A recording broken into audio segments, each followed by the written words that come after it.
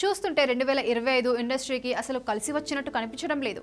ఈ మధ్య కాలంలో ఎంతో మంది సినీ ప్రముఖులు లోకాన్ని విడిచి వెళ్లిపోయారు. పొద్దున్నే లేస్తే ఎవరి మరణ వార్త వినాల్సి వస్తుంది అని వణికిపోతున్నారు అభిమానులు కూడా.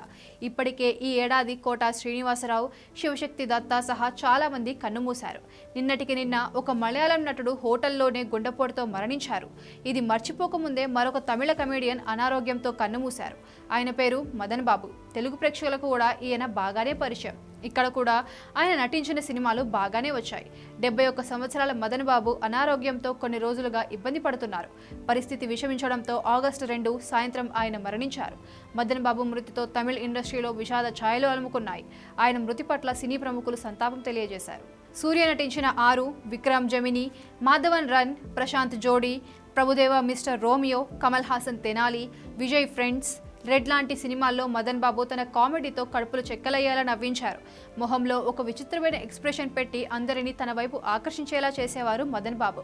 ఒక రకంగా చెప్పాలంటే ఆయన మొహంలో పలికించే ఎక్స్ప్రెషన్స్ కారణంగానే అవకాశాలు ఎక్కువగా వచ్చాయి. పలు తెలుగు చిత్రాల్లో నటించి మంచి గుర్తింపు తెచ్చుకున్నారు. సూపర్ స్టార్ రజనీకాంత్ నటించిన నరసింహ చిత్రంలో తెలుగు ప్రేక్షకులకు దగ్గరయ్యారు.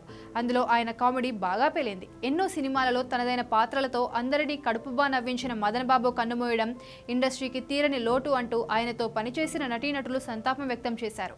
ఆయన ఆత్మకు శాంతి కలగాలని ఆ దేవుడిని ప్రార్థిస్తున్నారు. ఈ మధ్య కాలంలో వరుసగా సినీ ప్రముఖుల మరణాలు అందరినీ కంగారు పెడుతున్నాయి.